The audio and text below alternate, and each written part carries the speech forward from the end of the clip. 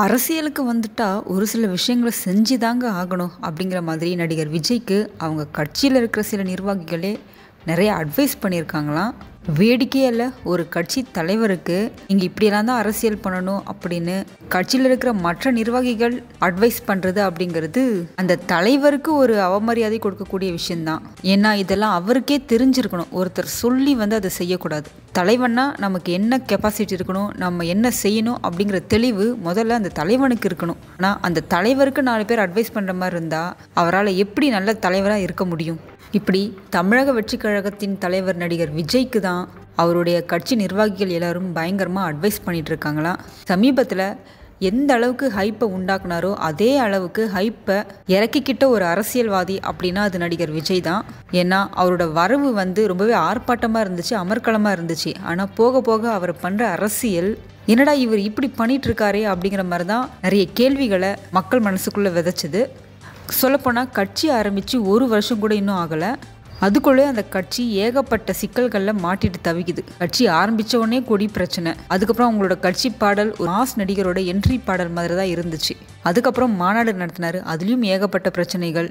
இப்படி பல பிரச்சனைகள், பல சிக்கல்களை ஏற்கனவே விஜய் கட்சி ஃபேஸ் பண்ணிட்டு வருது. இதில் உள்கட்சி பூசல் அது ஒரு பக்கம், ஓதாக்குறைக்கு புசி ஆனந்த் பண்ணுற அட்ராசிட்டிஸ் இன்னொரு பக்கம், அதெல்லாம் கட்சிக்குள்ளே இருக்கிற பிரச்சனைகள். ஆனால் இது எல்லாத்தையுமே கடந்து தலைவர்கிட்டே இருக்கிற ஒரு பிரச்சனை ஒன்று இருக்குல்ல, அதை தான் இப்போ பூதாகரமாக எல்லா அரசியல் கட்சிகளும் விமர்சனம் பண்ணிட்டு இருக்காங்க.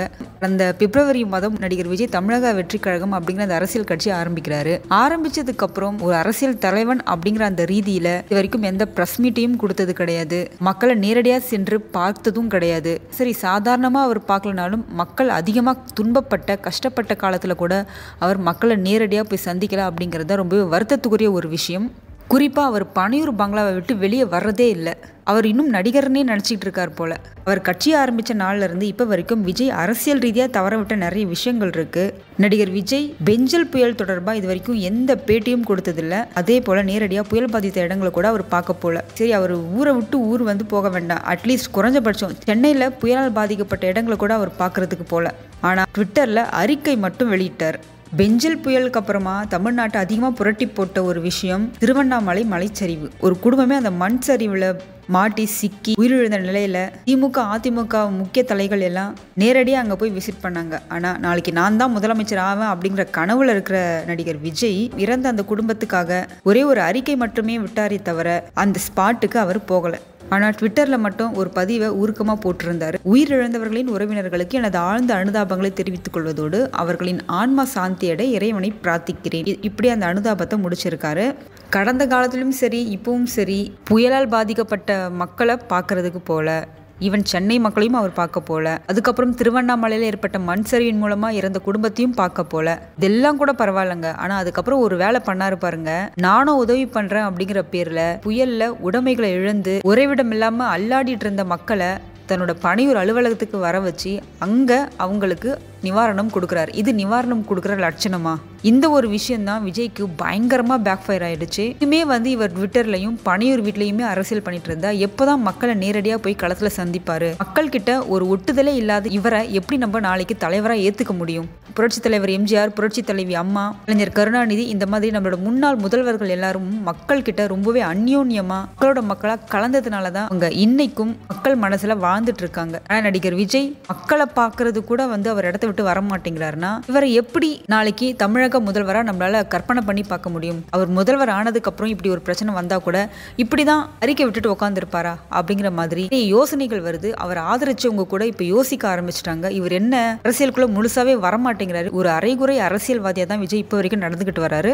இதெல்லாம் விஜய் கவனிக்கிறாரோ இல்லையோ, ஆனால் சுத்தி இருக்கிற நிர்வாகிகள் விஜயோட அரசியல் மீதான விமர்சனத்தை கவனிச்சுட்டு தான் வர்றாங்க போல.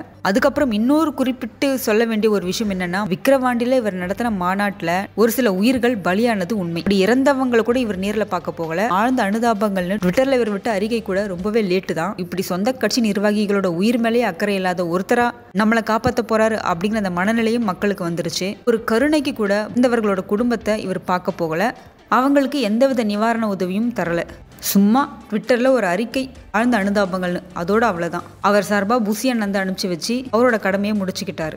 அதுக்கேற்ற மாதிரி புசி ஆனந்த் கிடைச்ச கேப்ல எல்லாம் ஸ்கோர் பண்ணிட்டு இருக்காரு. இப்படி அரசியல் தலைவன் அப்படிங்கிற அந்த ஒரு பதவிக்கே தகுதி இல்லாத ஒரு நபராக தான் விஜய் இன்னமும் அரசியல் செய்துட்டு இருக்காரு. 2026 சட்டமன்ற தேர்தலுக்குள்ள மக்கள் மனங்களை யார் வெல்றாங்களோ அவங்க தான் கண்டிப்பா அரியணையில ஏறுவாங்க. விஜய் ஏதாவது பண்ணுவாருன்னு பார்த்தா விஜய் பனையூர் விட்டே வரமாட்டேங்கிறாரு அப்படிங்கிற அந்த விமர்சனங்கள் தான் பரவலா பேசப்படுது. அதனால தமிழக வெற்றிக் கழக நிர்வாகிகளே விஜய்க்கு அட்வைஸ் பண்ணியிருக்காங்களாம். நீங்க இப்போ அரசியல்ல இருக்கிறீங்க, சினிமா ஹீரோ கிடையாது. நீங்க ஒரு மக்கள் தலைவனா இருக்கணும்னா முதல்ல மக்களை சந்திக்கணும். பனையூர் பங்களாவை தாண்டி வெளியில வாங்க, அதுதான் முக்கியம். மக்களை அடிக்கடி சந்திச்சு பேசுங்க. முக்கியமா பத்திரிகையாளர்களை தினம் சந்திச்சு பேசுங்க. நீங்க என்ன நிலைப்பாட்டில் இருக்கீங்கிறத அவங்க கிட்ட சொல்லுங்க. இல்லைன்னா மக்கள் கிட்ட சீக்கிரமா போய் சேர்றது ரொம்பவே கஷ்டம். 2026 தேர்தலில் நம்ம சாதிக்கிறதும் கஷ்டம் அப்படின்னு விஜய்க்கு பயங்கரமா அட்வைஸ் பண்ணியிருக்காங்களாம். பார்க்கலாம் இனிமேலாவது விஜய் திறந்துறாரா, இல்லை இதே மாதிரி ட்விட்டர்லையும் பனையூர்லையுமே உட்காந்து அரசியல் பண்றாரா அப்படின்ட்டு.